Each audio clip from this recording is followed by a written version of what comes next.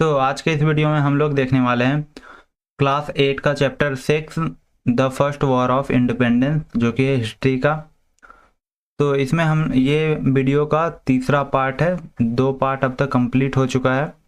तो इसमें हम लोग पढ़ने वाले हैं cause of failure of the uprising से। तो the uprising was very massive and it is not known how many Indians died in it. It is estimated that over 3 lakh Indians died in it. The cause of its failure can be described below. Number 1. It is guessed that the uprising was to start on 31st May 1857 but broke out 3 weeks earlier, giving little time for all leaders to act in unison. Second है, the extent of the uprising centered chiefly in North India.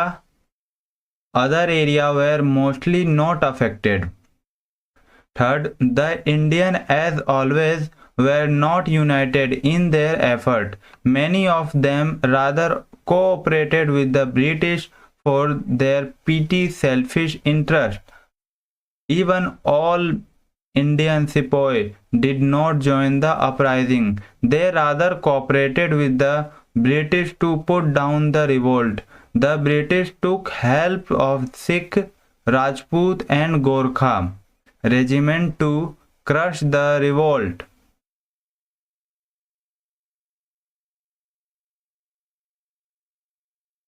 तो विद्रोह की असफलता के जो कारण थे उसे देखते हैं। विद्रोह बहुत बड़ा था और यह पता नहीं कि इसमें कितने भारतीय मारे गए थे। इसका अनुमान है कि इसमें 3 लाख से अधिक भारतीय मारे गए होंगे। इसकी असफलता के कारण निम्नलिखित तरीके से वर्णित की जा सकती है। पहला है, माना जाता है कि विद्रोह 31 मई 1857 को शुरू होना था, लेकिन यह 3 हफ्ते पहले ही टूट गया। इससे सभी नेताओं को साथ में काम करने के लिए बहुत कम समय मिला। दूसरा है, विद्रोह का अधिकांश हिस्सा मुख्य रूप से उत्तर भारत में हुआ। अन्य क्षेत्रों पर इनका अधिकांश प्रभाव नहीं पड़ा। तीसरा है, भारतीय हमेशा की तरह अपने प्रयास में एकत्र नहीं थे। उनमें से कई लोग अपने छोटे मोटे आपसी लाभ के लिए ब्रिटिश का ही सहयोग कर रहे थे। यहाँ तक कि सभी भारतीय सिपाही ने विद्रोह में शामिल नहीं हुए। उन्होंने विद्रोह को दबाने के लिए ब्रिटिश का साथ दिया। ब्रिटिश ने विद्रोह को दमन करने के लिए, उसे दबाने के लिए सिख, राजपूत और गोरखा रेजिमेंट की भी मदद ली।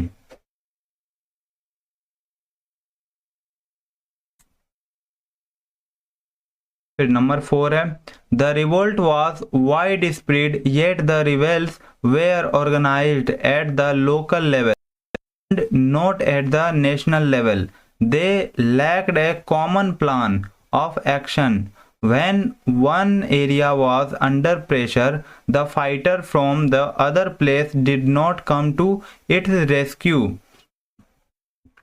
On the other hand, the British were under a unified command, sending reinforcement from one place to another whenever needed. Fifth है, the rebels lacked resource while the British could bring in reinforcement whenever and wherever they needed them.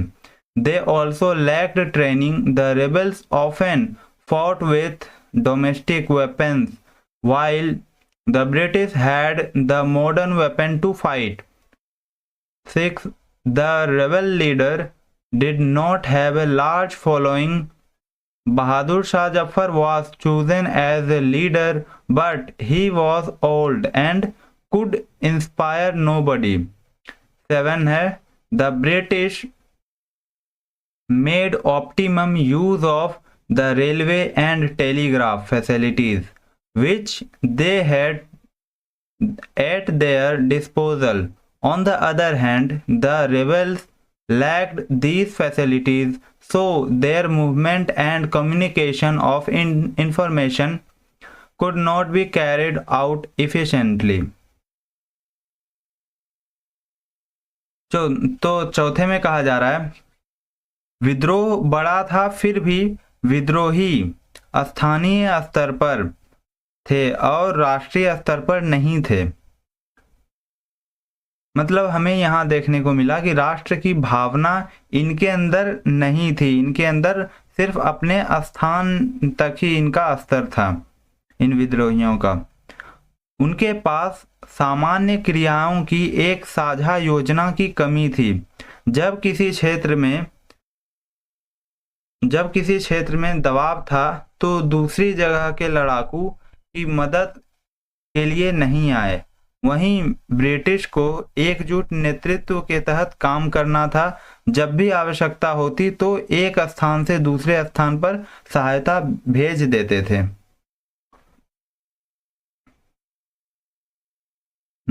पांचवा है, विद्रोही संसाधनों की कमी थी। विद्रोहियों को संसाधनों की कमी थी, जबकि ब्रिटिश किसी भी समय और कहीं भी सहायता भेज सकते थे। उनके पास प्रशिक्षण की भी कमी नहीं थी। और वहीं बात करें विद्रोहियों की तो उनके पास प्रशिक्षण भी कम थे। विद्रोही अक्सर घरेलू हथियार से लड़ते थे, जबकि ब्रिटिश के पास लड़ने के लिए आधुनिक हथियार थे।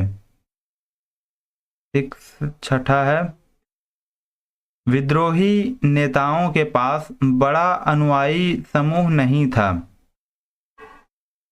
अर्थात जो विद्रोही नेता थे उनके साथ कोई बड़े ग्रुप में फॉलोअर्स उनके नहीं थे।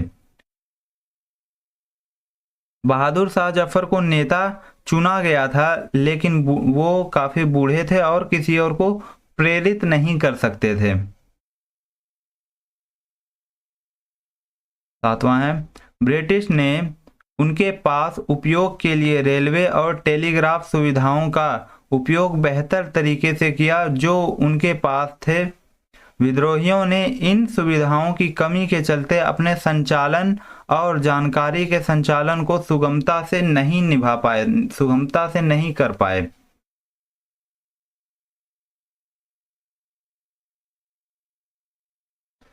अब nature of elite peasant participation.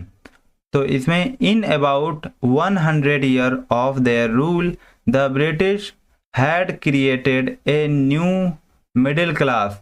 This comprised the zamindar who had the right to collect and land revenue from peasant as their income and dependent on the British. They remained loyal to them during the uprising. Yet another class was created owing to English education. The people educated thus were employed by the British as teacher and government servant. Moreover, there were many traders and industrialists who derived many benefits from the British. These people together formed the elite class. These people taught that the British rule was better than the Indian rule because it was creating new facilities of railways and telegraph. They bought that new India could progress only under the British. Moreover, the rebel leaders raised obsolete issues and favored the sati custom and child marriage. They did not like to support these issues, so they supported the British. History is witness that a large number of peasants sacrificed their lives This was the reason that the British burnt down village after villages. Many peasant leaders like Shamal in Meerut fought pitched battle and made the supreme sacrifice. They also supplied information and food to the rebel leaders.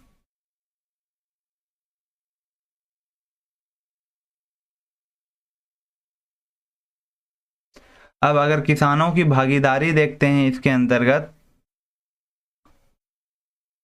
तो उनके शासनकाल के लगभग 100 साल में British ने एक नई मध्य वर्ग को जन्म दिया था, नए मध्य वर्ग को बनाया था। इसमें जमींदार शामिल थे जिनका हक होता था कि वे किसान से भूमि कर के आय जुटाएं।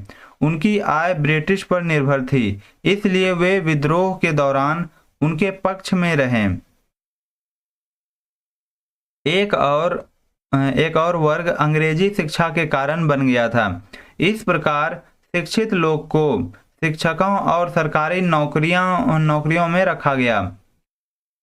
इसके अलावा कई व्यापारी और उद्योगपति थे जिन्होंने ब्रिटिश से कई लाभ प्राप्त किए। ये लोग साथ में एक इलाइट वर्ग बन गया। इन लोगों का ख्याल था कि ब्रिटिश शासन भारतीय शासन से बेहतर था, क्योंकि इसने रेलवे और टेलीग्राफ की नई सुविधा को बनाया। उन्होंने सोचा कि भारत केवल ब्रिटिश के तहत ही आगे बढ़ सकता है। इसके अलावा विद्रोही नेताओं ने पुराने मुद्दों को उठाया और सती प्रथा और बाल विवाह का पक्ष किया। उन्हें इन मुद्दों का समर्थन देने का इच्छा नहीं था, इसलिए वे ब्रिटिश के ही समर्थन में रहते हैं। अर्थात जो इसमें आपको इलाइट वर्ग देखने को मिलता है, जो कई व्यापारी और उद्योगपति थे, उन्होंने ब्रिटिश का ही साथ दिया। इतिहास साक्षात्कार कर रहा है कि बहुत सारे किसान अपने जीवन की उन्होंने कुर्बानी दे दी। इसलिए ब्रिटिश ने गांव को जलाते हुए वह चले गए। बहुत सारे गांव हैं ऐसे जिसे उन्होंने ध्वस्त कर दिया। कई किसान नेताओं ने, जैसे कि मेरठ के शामिल, युद्ध लड़ते हुए ही उन्होंने सर्वोत्तम बलिदान दे दिया। वे विद्रोही नेताओं को जानकारी और खाद्य प्रदान करते थे।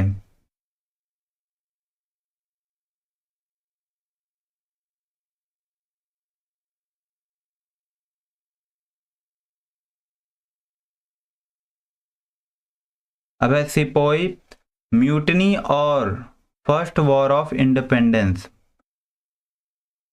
तो सिपाही विद्रोह या पहला स्वतंत्रता संग्राम। Our country was under the foreign rule for several centuries.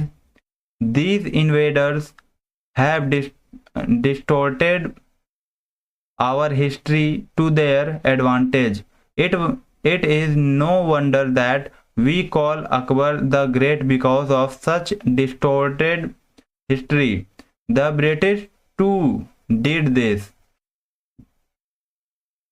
To play down the extent of the uprising in 1857, they termed it a Sepoy Mutiny or revolt. Vinayak Damodar Savarkar was a young man.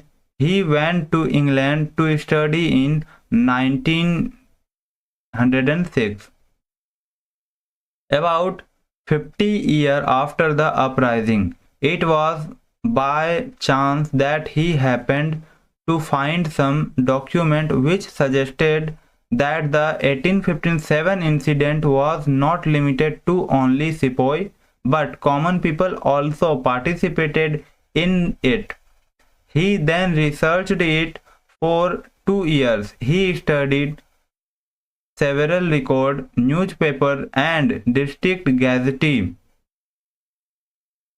available in the London Library, and from here he concluded that it was participated by common people, so he termed it as the First War of Independence. He also wrote a book of this name in Marathi, but it was banned by the British even before it was published. Savarkar succeeded to get it published secretly. In later time, this book has been translated into several languages. After independence, many historians have researched on this topic, and they have also concluded that this uprising deserves to be termed as such.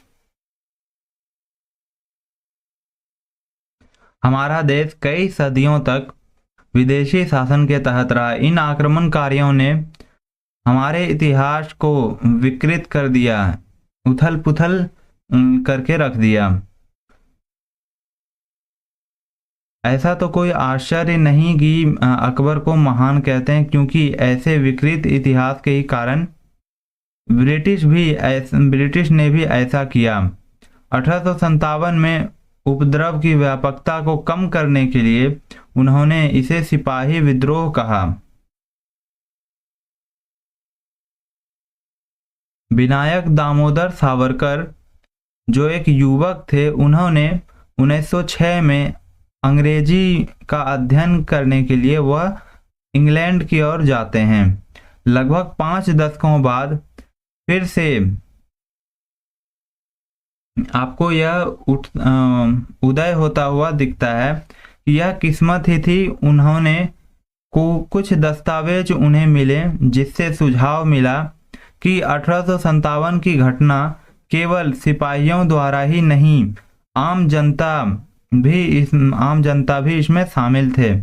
फिर उन्होंने इस पर 2 साल तक research किया। उन्होंने London पुस्तकालय में उपलब्ध अनेक रिकॉर्ड, अखबार और जिला गैजेटी का अध्ययन किया और इससे उन्होंने यह कंक्लूड किया कि इसमें आम लोगों ने भी इसमें भाग लिया था। इसलिए उन्होंने इसे पहला स्वतंत्रता संग्राम का नाम दिया। उन्होंने इसी नाम की एक मराठी में किताब लिखी, लेकिन इसे प्रकाशित होने से पहले ही ब्रिटिश ने इसे प्रतिबंधित कर दिया, मतलब इन पर बैन लगा दिया। सावरकर ने इसे सीक्रेटली फिर भी प्रकाशित करवाया। बाद में इस किताब को कई भाषा में बदला गया। स्वतंत्रता के बाद कई इतिहासकारों ने इस विषय पर अनुसंधान किया, इस विषय पर रिसर्च किया और उन्होंने भी यही निष्कर्ष किया कि जो नाम वीर सावरकर के द्वारा फर्स्ट वॉर ऑफ इंडिपेंडेंस दिया गया वो सही है, वो इस योग्य है।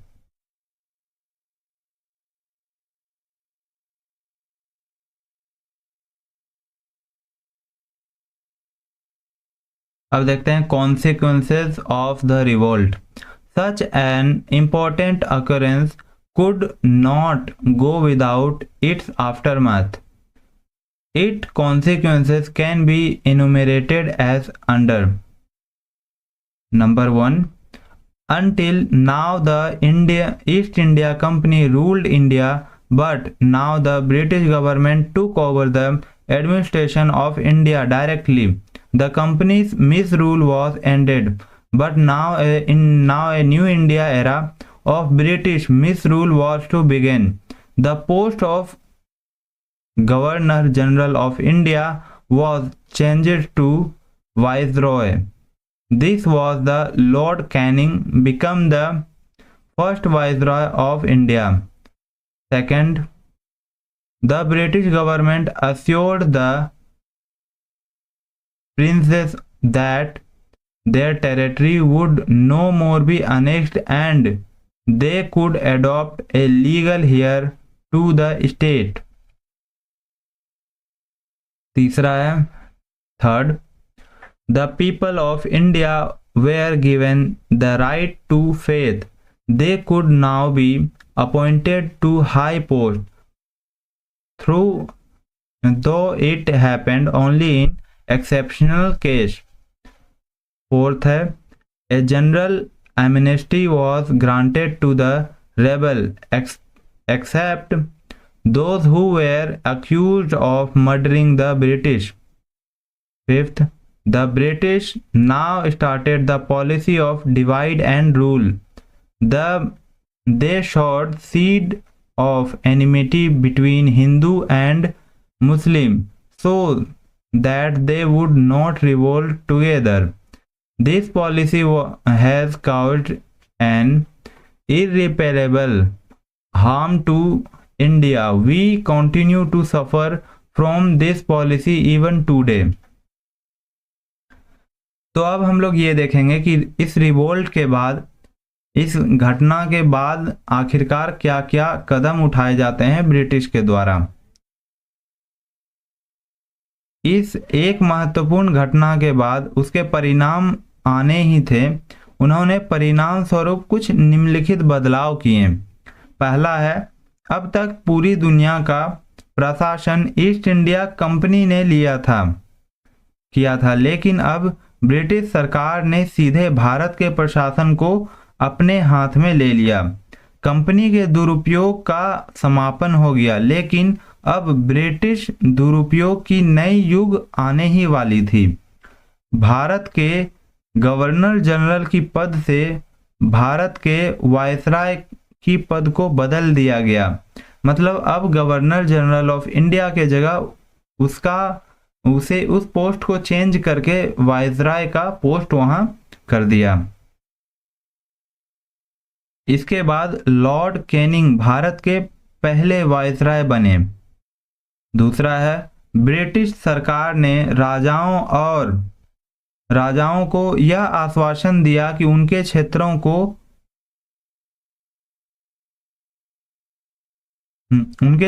क्षेत्रों पर अब कब्जा नहीं किया जाएगा। वे अपने राज्य के नियमित उत्तराधिकारी को भी ग्रहण कर सकते हैं। तीसरा है, भारतीय लोगों को धर्म का अधिकार प्राप्त हुआ। अब उन्हें उच्च पदों पर नियुक्त किया जा सकता था, हालांकि यह केवल विशेष प्रकरणों में ही हुआ। चौथा, उपद्रवियों के प्रति सामान्य क्षमा प्रदान की गई। उन्हें क्षमा कर दिया गया, केवल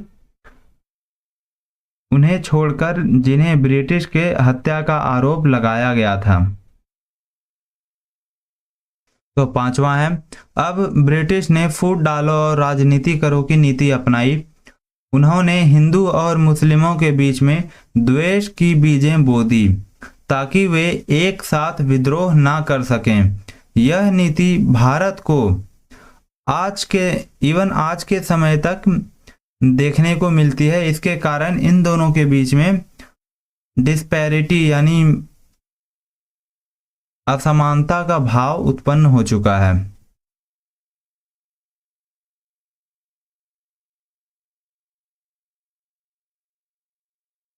अब 6 है, the most important consequences of the uprising was that the Indian became aware of the important of independence. This was bound to result into the national movement for freedom in the year to come. After 1857, the national movement started in two ways. Some people raised arms like the Wahhabis in Uttar Pradesh, Guru Ram Singh in Punjab, Tekan Ranjit in Manipur, Vasudev Balwant Phadke in Maharashtra and a large number of revolutionaries like Bhagat Singh and other. Some people started peaceful national movement, the most important name of which is that of Mahatma Gandhi.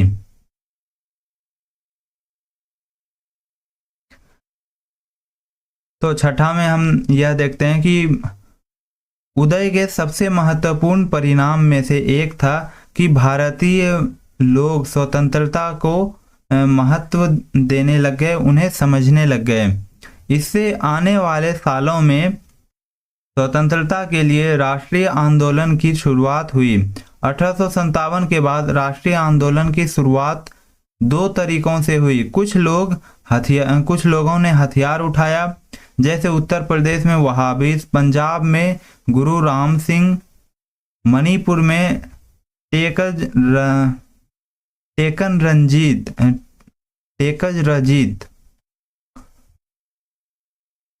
Maharashtra में वासुदेव और भगत सिंह जैसे अनेक क्रांतिकारियों ने।